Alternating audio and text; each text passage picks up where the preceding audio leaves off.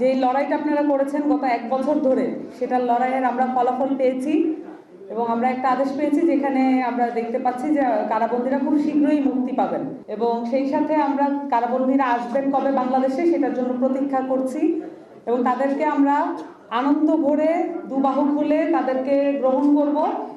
আমাদের দেশে তারা আসছেন, এটার জন্য আমরা অপেক্ষা করছি। সরকারের প্রতি আহ্বান থাকবে যাতে তাদেরকে যেই বরণটা করা দরকার, তাদের বীর বেশে বরণ করা দরকার, সেটার বিষয়ে সরকারের একটা আগ্রহ থাকবে। সেই সাথে এনসিপি ডায়াসপোরা অ্যালায়েন্স এবং সেই সাথে জাতীয় যুব শক্তি ফেব্রুয়ারি অ্যালায়েন্স যারা কাজ করেছে তারাও থাকবে। কিন্তু এনসিপির জায়গা থেকে প্রবাসীদের ভোটাধিকার নিয়ে দেখেছেন যে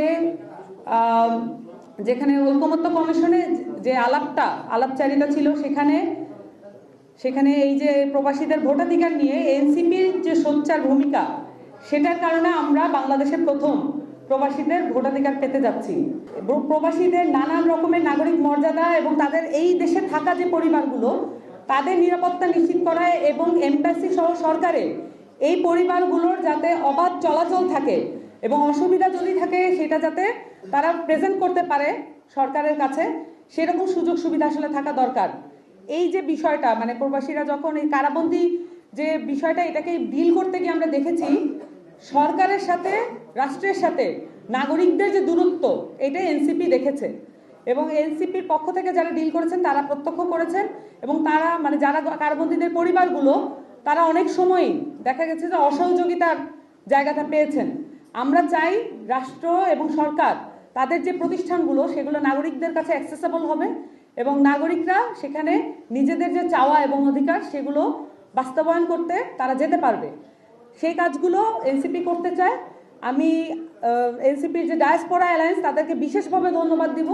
তারা এই বিষয়টা নিয়ে লেগেছিলেন এবং এক মুহূর্তের জন্য এই পরিবারগুলোর কথা মাথা থেকে সরিয়ে দেননি এবং সেই সাথে জাতীয় যুব শক্তি যুবদেরকে নিয়ে কাজ করে, তারাও এই একই সাথে এই কাজটাতে ফুললি ইনভলভ ছিলেন এবং তারা একসাথে মিলে যে ফিরবোবালি অ্যালায়েন্স করেছিলেন সেটার ভিত্তিতে আমরা এখন এই জায়গাটা পর্যন্ত আসতে পেরেছি। কিন্তু সেই সাথে মনে করিয়ে দিতে হবে মামলাগুলো এখনো চলমান এবং এই মামলাগুলো যদি উইথড্র করা না হয়, অনেকের এখানে ব্যবসাপাতি ওই দেশে রয়ে গেছে, তাদের ব্যবসাপাতিগুলো বাজেয়াপ্ত হয়ে যেতে পারে, এটার একটা আশঙ্কা আছে।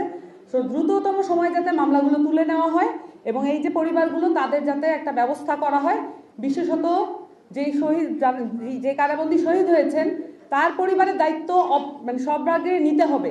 এটা এখন আমাদের টপ মোস্ট প্রায়োরিটি। এটার জন্য আমরাও কথা বলবো, আপনারাও যার যার ফোরাম থেকে কথা বলবেন।